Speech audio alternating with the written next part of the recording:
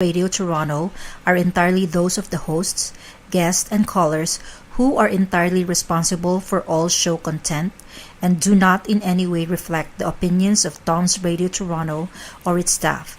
These broadcasts are presented and made public as entertainment and general information only, in the hope that they will be entertaining and informative to listeners.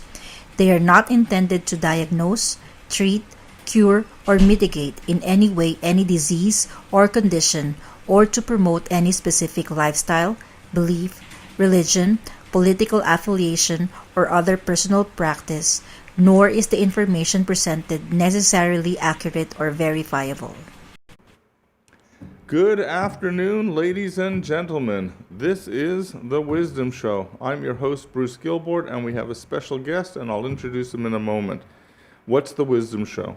The Wisdom Show is dedicated to understanding, acquiring, and mastering wisdom, to explore how to enrich ourselves and better society. Sound good so far, ladies and gents? There you go.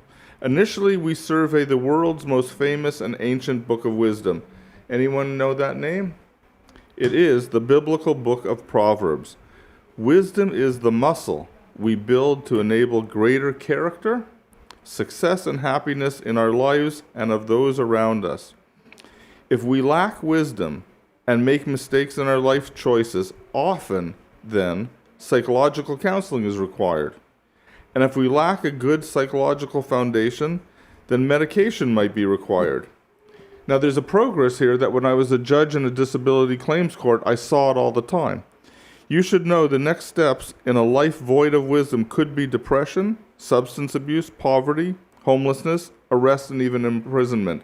There is for sure a continuum here of maladies and illnesses and so on, that if your primary purpose is that you're a jerk, you'll descend to prison. They call it not the express route to prison. There's some phrase in the States they use. Our show gives you an advantage in life over your peers by teaching you wisdom from the original and best sources. We start our study from about 3,000 years ago until about a century ago. Now that's something that I'm making a claim here. I want you to study along with us and see if the claim has some validity to it. I say it does. Prove me wrong. Let's figure this out together. Our show is for those who would rather be wise than woke. And I'm purposely slapping young kids in the face and saying, prove me wrong. So that's our introduction, and my slogan that I'm working with is, it's okay to be woke, it's better to be wise. Now now in our previous episodes, we went chapter by chapter through the book of Proverbs, but now we have a special guest and a special episode. I am introducing Rabbi Yisroel Cohen. He is an author of a book that is supremely scholarly. I'm going to try to hold it up closer, maybe. Maybe that will work. And the title is Mitzrayim, Midrash, and Myth. And we'll ask him the translation in a minute. Egyptian mythology, rabbinic tradition, and the story of the Exodus by Rabbi Yisroel Cohen. Rabbi Cohen, I have nothing more to say, but please contribute to your own introduction. Ladies and gentlemen, Rabbi Yisroel Cohen. First of all, I'm humbled and honored to be here. Thank you, Bruce, for letting me join your radio podcast. You owe me. I definitely do. I want to start by saying, Bruce, if you have anything that doesn't make sense or anything that you want to chime in on, you know what I mean? Feel free just to Thank you. Ask me to pause and we'll go over it. So I guess I should start with my introduction, introducing myself. Yeah, please. We want to get right into the meat of things, but give them a little sample of who you are. That's it. So I'm a yeshiva guy. I mean, I did most of my learning in all the famous yeshivas around the world. What's a yeshiva? A Jewish school, Jewish college, or something. I guess it's college. Rabbinical seminaries in the United States and in the Holy Land in Eretz Yisrael, the land of Israel.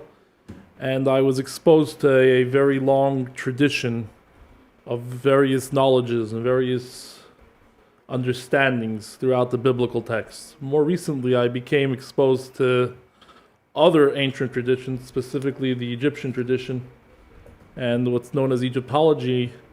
And I wrote then a few years ago my first book on ancient Egyptian mythology and how it sort of relates to the Jewish tradition. That's some serious scholarship. Yeah, it's very fascinating. It's obviously two different traditions, two traditions that don't necessarily, meet up all the time. But obviously, as we know from studying Bible and studying the tradition of the Exodus, we know that these two cultures did merge.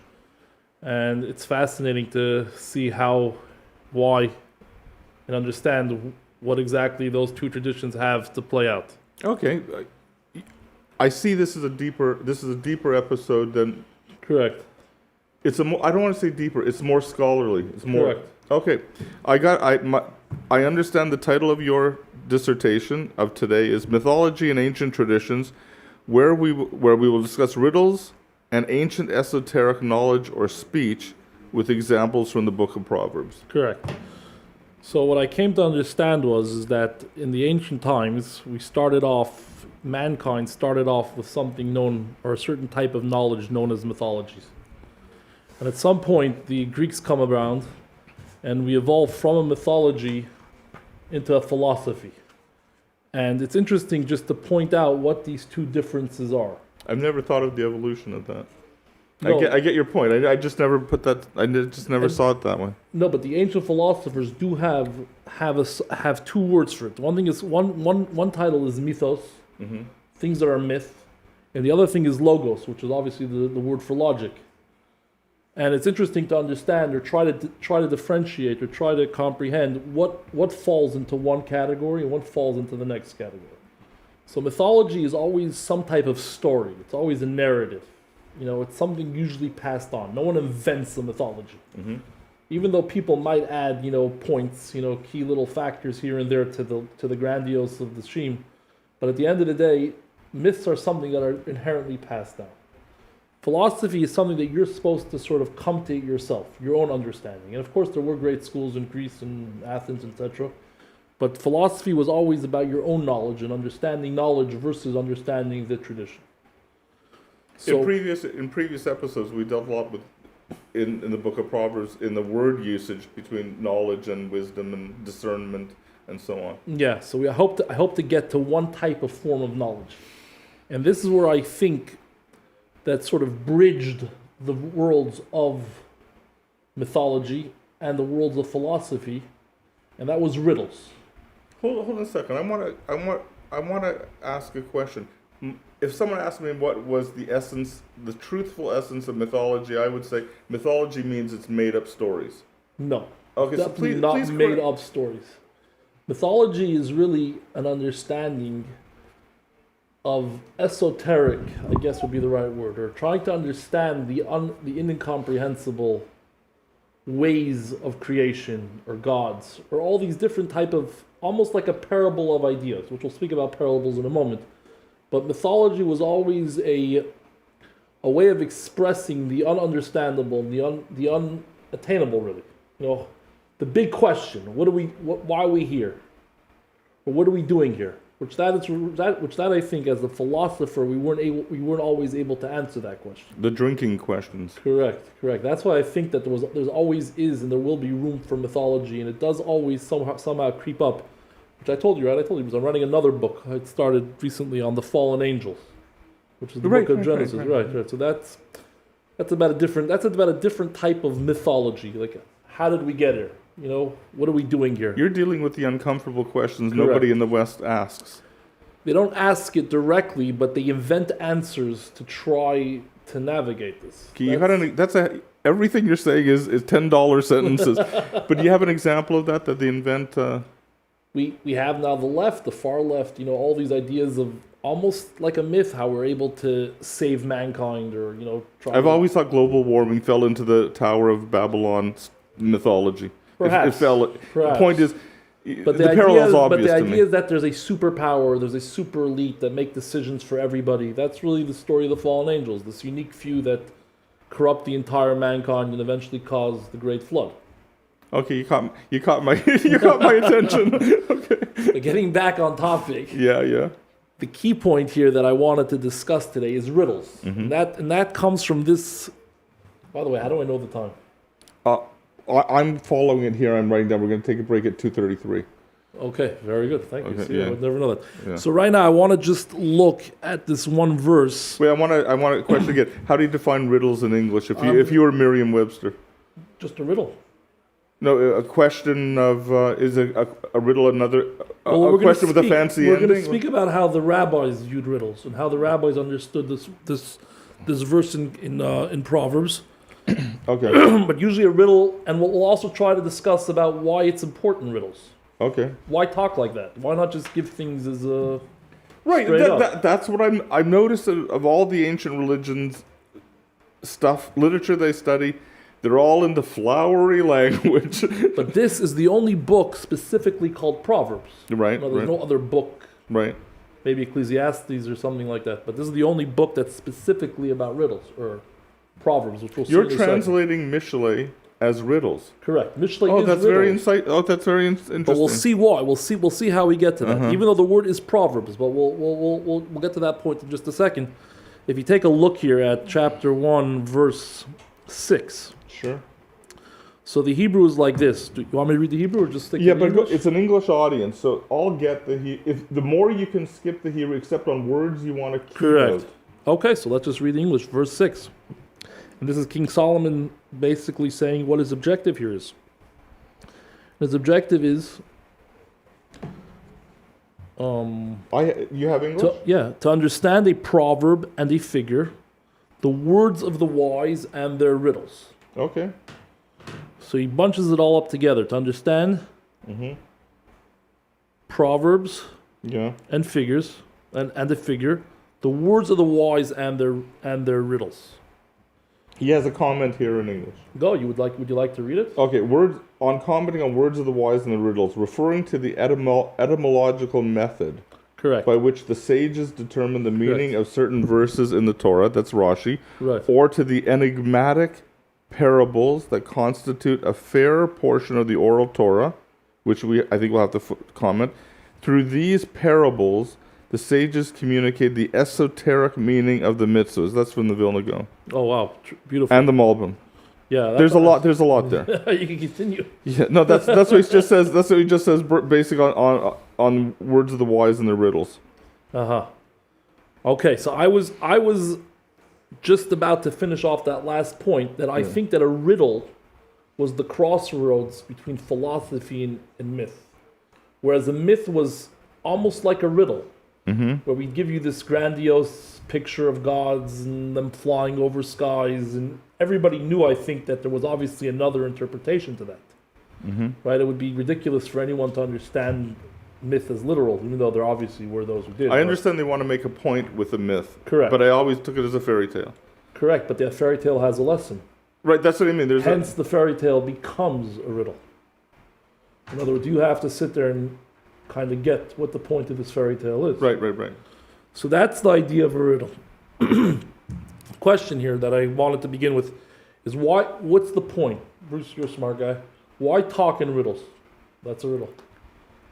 That's a tough question. One would immediately comes to mind is to Right. show how fancy you are. It's almost like dressing fancy. So that was the second reason on my list. Okay. I did a little Maybe it's research. it's provocative. Oh, that's the first reason. Amusement and entertainment. To Okay, amaze. fair enough. Aristotle says philosophy... Our company is committed to providing truthful. Let's go on. Okay. As Aristotle says... You see what he's doing? What? He's put for forgiveness.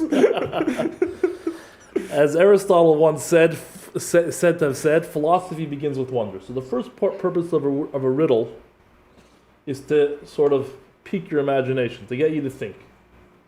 And once you start to think, solutions will soon to follow.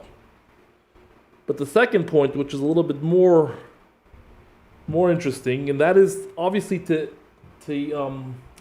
present it with difficulty so that the person who receives this riddle should take a moment to reflect on it. In other words, this isn't just simple wisdom. This isn't just simple ideals. The working with weights analogy, you'll get stronger if you lift a 30-pound weight rather than just walk into the room. Correct. And I have a quote over here from the Morale, which is the 16th century of Prague. Yeah. And he says wisdom shouldn't become a mat for the foolish. What does that mean? What does a mat mean? A mat, like a welcome mat? Yeah, like a stepping mat. Okay. You shouldn't be able to trample great ideas. For And sure. The idea was that if we presented these ideas to everybody, Oh, just isn't that interesting? out to the open, then people will obviously misinterpret things. Okay. And he goes through this piece. He goes through this piece that even the Greek philosophers and other scholars, everybody spoke in ways that were always covered up and concealed, almost like riddles. Oh, you mean society in general spoke in The in a intellectuals of the society, Isn't that the interesting? philosophers of the society. Just okay. Let's go back. I don't know how well your English literature skills are. Did Shakespeare write like that or not? I think he did. Yeah, I think he did. It was always like it was a Yeah, high school. It was hard to obviously. understand. But that I think Shakespeare was more for amusement purposes. Right. Okay. Fine. But he makes this interesting point. The Maharal makes this interesting point that what's the difference between, I guess, rabbinic riddles versus the Greek riddles? And he says as follows. He says that the Greeks, or the secular, or the nations of riddles, he said there was no meaning besides the solution to the riddle. There's no meaning besides the solution. Sure. He says, but the rabbis, what they tried to do is, even though there was a riddle, it should still have a simple meaning. In other words, you should be able to read it one way and have an understanding, and in addition, be able to figure out a deeper meaning, and that would become the riddle. Are you stating there's only two levels to this So discourse? Or is there's there... at least two levels. Okay, at In other least words, two. Usually when I present you with a riddle, all you need to figure out to understand the riddle is the solution to the riddle. There's nothing more. Right. It's just the riddle. Okay. But he says what the rabbis try to do is they try to present you the riddle, which is a proverb, and then the solution to the riddle will explain to you the proverb. Okay. Very good. And that's why the Malbim, that Malbim goes back to this verse, and he says, what does it mean in Hebrew, the words of the wise and their proverbs and their riddles? Is because the second you understand the proverb, you really solve the riddle. Let me do a little insider baseball. Is this a Sugya and a Gemara Not work yet. this way? No, does it work this way? The Gemara, the Talmud, there are riddles in the Talmud, Yeah, obviously yeah. things that have different layered meanings, but the way Mishlei is presented, I don't know if they spoke like that by the time we got Not to make a comparison. to Babylon. No, not to make a comparison. This is the animated version, and the Gemara is the legal version. But Correct. they're employing similar stylistic I mean, points. this is more of a figure of speech. Okay, fine. Obviously, the Talmud itself was Yeah. a whole different style of writing, and Yeah, there may not be anything in English like this. I don't know. Yeah, I don't know if Yeah, there's any now English that like I think there's no equivalent. I don't know if there is any equivalent, although this does come to fruition as soon as philosophy comes to be. In other words, at a certain point, we leave prophecy, we leave myth. Our society wouldn't buy a book. You wouldn't buy a manual, a driver's manual. You wouldn't buy a fiction book if it was too hard. Correct. Okay, fine. This we are going deeper. We are going deeper than I anticipated. Okay. Oh, time, ladies and gentlemen. Ladies and gentlemen, and now a word from our sponsor. Our company is committed to providing truthful, honest, competent, and result-oriented service through advising and representing our clients in Canada and overseas in a wide range of immigration matters. We focus on providing support, building dependable relationships, and promoting success. We are dedicated to understanding what results you want and to helping you understand what actions we can take on your behalf.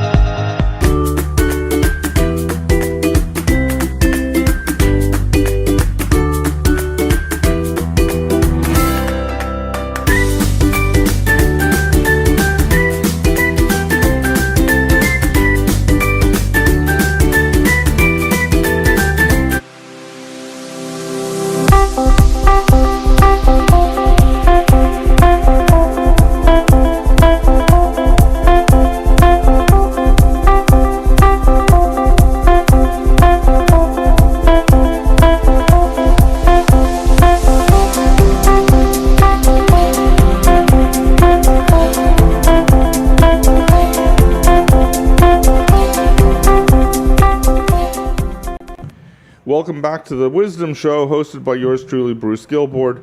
We air every Friday from 2 p.m. to 3 p.m. on Tomz Radio. TOMZ is the trademark of multiculturalism. We're located at 3768 Bathurst Street, room 308 in North York in Toronto. And we would like you to like and subscribe at www.tomzradio. That's worldwideweb.tomzradio.com. If you want to participate in our discussion, but I'm having so much fun. Okay, call in if you have to, but I'm not going to be too happy. Okay, please call 416-900-5864. And what's the description of the show? We're trying to give you real wisdom instead of wokeism. Ladies and gentlemen, Rabbi Yisroel Cohen, we're back, and a brief summary of the last segment. I'll do my brief summary. You correct. Sounds good. I think there's room for you to correct me. Okay, I made 4 notes. The book of Proverbs is a book of riddles, or in the style that it's written. And what's a riddle? I only know it in the dumb child bubblegum context. Correct. But Rabbi Yisroel is saying a riddle is the cross between a parable and a myth. Correct. The Aristotle, the Greek philosopher, said something begins with Wisdom riddles. Wisdom begins with riddles. And a great rabbi in Prague in the 1600s said in the 16th century said wisdom, and it's all deep, frankly. Wisdom should not be a mat or a welcome mat for the foolish. Correct. Which is why it's hard to, it's not a straightforward anything book here. Right. You gotta dig each phrase. And I hope to get to why that is, and I hope to discuss, maybe some personal life experiences to why it is that way.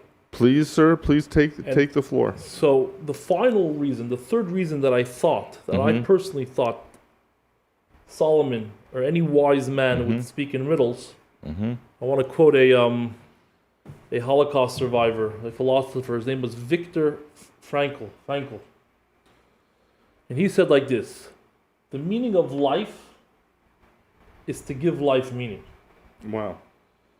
He wrote a book called Man's Search for Meaning. He was also a psychiatrist. Correct. You can't you can't get away from that. Right. No. He talks about suffering. He said suffering alone only has a purpose or only has a meaning if you give it that meaning. And I think that riddles itself, when you read the book without understanding, it has no meaning. We'll see in a moment. We'll take some type of examples. Unless someone takes a moment to pause and reflect and understand and give it meaning, then it has no meaning. Interesting. The starting point is it's shallow. And that's really life. This is what I thought. Life itself, if you think for a moment about what we're doing here, what our purpose is. Yeah. There's no inherent meaning. No one's born here with a mission, knowing what he has to do or what he's here to achieve. We're all indoor houseplants. Correct. Well, some of us. But the second you give it meaning, it becomes the most meaningful thing there is in this world, which is obviously life. The shame is there's such a thing as counterfeit meaning. Right. There's fraud meaning. Right. So that's always the challenge. How to know if you're on the right or wrong meaning. Right? There's obviously people who've lived lives doing the wrong things. But I think that's what a riddle is, because life is really a riddle. So in other words, the reason why Solomon spoke in riddles is because life is the biggest riddle. Amazing. And what's that riddle? What are you doing here? Yeah. Where are you going? What's the purpose and meaning? What's the purpose of just sitting here with Bruce in this green room with fake scrolls? Fake scrolls. Fake scrolls in the background. Fake scrolls in the background. You like that? You like that? On to the next point. It's interesting, the word that the rabbis chose to discuss a riddle. The Hebrew for that is chidah. Yeah. I think that's in modern Hebrew also. The word chidah meaning riddle. How do you translate chidon? It's a riddle. Yeah. I was going to say contest. But it eventually comes to contest. Uh-huh. But the But what does the word chida mean? I gave you what So I'll if tell you you, don't do you have Tanakh, you Correct. have Do to. you know other words in Hebrew that have a similar, Etymology. correct, of the word chida? No, I'm stuck. I don't No, know. you know. Of course you know. Bruce. Echad. Achad? Echad. One. Oh, achad. Echad. Oh my God. Right? Okay, please elaborate. That's a lot. That's a lot. There's your third book. No, well, we're not just there yet. One at a time. Hold on a second. Riddle means one. Correct. But Please. it's more than just one. It's Okay. also the word to sharpen. Amazing. Okay, you got me all excited. So these words sort of come together to understand what the purpose of a riddle is. Mm-hmm. So the first one, like we said, is to sharpen. A riddle sharpens someone's mind. Someone needs to be sharp to get the answer. Mm-hmm. But more than that, it's one with its interpretation.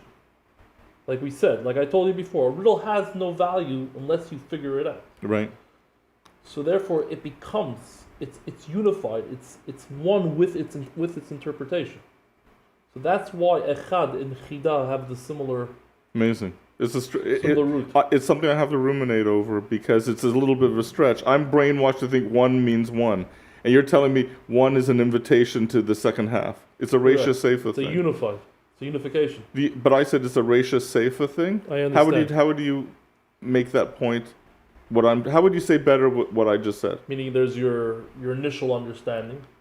It's incomplete unless it has the following the Correct. answer. That's what has the interpretation, right? The word should be riddle and answer. We Correct. just call it riddle. Right. Or in Okay. or in the world of Proverbs, we call it chad, chida, which is just sharp. Oh my God. Okay, fine. Which brings us to my second example that I wanted to Yeah. give. Yeah. My first example, like this is one riddle, like I told me on theory, I'm doing chapter 4 over here. So chapter 4, there's a very interesting verse over here. And this is according to Rashi, according to the commentator Rashi on you read before on Mishlei. Why don't you tell us very briefly who is or was Rashi? Rashi is an acronym for Rabbi Shlomo Yitzchaki. He was a 12th century or 11th century, wrote a commentary on the Talmud. Just so people can, And so on our unaffiliated viewer can. What did Rashi do for a living? He was a winemaker, I think, no? Yeah, he sold barrels of wine. Sold World Wine, had time to write a very famous commentary on the entire. You know what you ever hear this? You know what the first book printed Correct. in Asia was? No. In Sfat, somewhere in the 1500s when the technology was delivered, it was Rashi's commentary on the 5 books of Moses. I didn't know that. Yeah, also the 2nd, 3rd, and 4th editions were also the 2nd, 3rd, and 4th book. Oh, that's fascinating. So, but you quoted him earlier, right? As he understood that the word chida is any word. I wrote this down. I'm probably wrong about this. Actually, I have to look this up. What do you? There's a riddle. Ashley, do this. Yes. No, it's when. What do you call an English word that's read differently than it's spelled?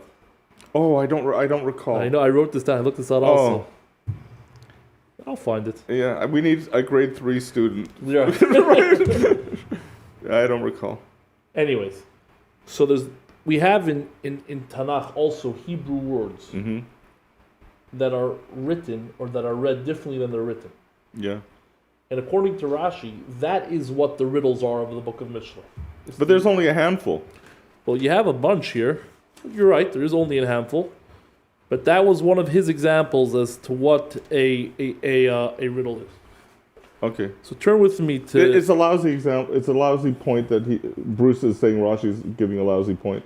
But fine. Where do you want to go? I want to read a verse here in chapter 4, which is really the chapter, I guess, of the week. What's the verse number, sir? It's chapter 4, verse 15. Okay. Oh, I want to just say, in sort of Verse very, 16. very quick point, the chapters and verses are not of Jewish scholarship origin. They're from the monks in France, but they're convenient, and we Correct. use them because they're effective. But where they define a different chapters, not necessarily how the Jewish tradition would be. I don't even know if we have a tradition for chapters. I don't think so. Correct. Because people knew it by heart. I guess. Okay, go ahead. So this only works in the Hebrew. So verse 16 goes like this. If you have to read the Hebrew, read the Hebrew. But our audience is Hebrew illiterate. Some of us. It's right here. An EPO. So verse 15 goes like this. Do not enter into the path of the wicked, and do not go into the way of evil men. Next verse. Avoid it. Do not pass by it. Turn from it and pass on. 4. They sleep not unless they have done mischief, and their sleep is taken away, unless they cause some to fall. That is the Hebrew. If I read it in English, we'll get it slightly different. I think it's worth it to provide a different texture for this translation. Okay, the translations are slightly different. Do not enter on the path of the wicked, or step in the way of evil men.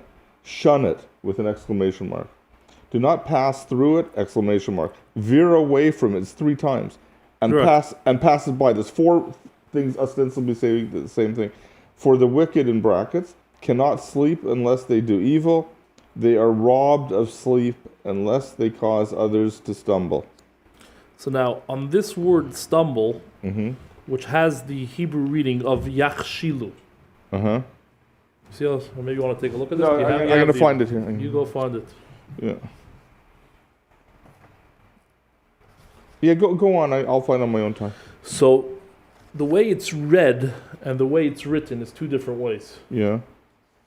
What's the Kashel, the shorish, the root word is to stumble. Okay. But the way the hifil, or the pa'al, the action is what changes over here. Mm-hmm. Where are you? Let me find it for you. No, I'm within a page. Don't wait for me, go on. So the way you read it is yachshilu will cause someone else to stumble, right? It's the word that you will cause. They cannot sleep unless they cause someone else to stumble. But if you notice at the side, right? There's a different reading. There's a different writing of that word. Yeah. That word is yachshilu or yichshilu. Yeah. And what does that mean? Well, shell. Kashel, hard? No, kashel means to stumble. Okay. Michshol is like a stumbling block. Okay. Yeah, a mikshol. Right. So what's the difference between the verb yachshilu versus the verb yachshoilu? I don't know. So I'll tell you. Please. Yachshilu means that they cannot rest and they cannot sleep and they cannot resist causing somebody else to stumble. Correct? Unless they have made someone stumble. Correct. Okay, fine. But if you read it as the way it's written, it means unless they cause themselves to stumble. Oh my God, that's the opposite. Correct. In other words, an evil person thinks that you're able to cause somebody else to stumble, that you'll be able to cause someone else to fall. Okay. But in reality, what Solomon is saying is, no, you're not causing somebody else to fall, you're causing yourself to fall. Amazing. So this is a version, this is an example in chapter 4 of one such riddle that Rashi refers to that has both a different reading and a different interpretation. But they complement. But they complement each other, correct. My thesis is for the unaffiliated English public or Western public, there's nothing in Western literature that compares. And a portion of the reason why there's wordplay you can do in Hebrew. Correct. But I can't even think of anything comparable in English unless someone would tell me, look at such and such poetry or something. Right, I understand. Okay. So this was one example of a riddle. Okay. That we find in when's our next break? At 2:47. Oh, perfect. Okay. Ladies and gentlemen, and now a word from our sponsor.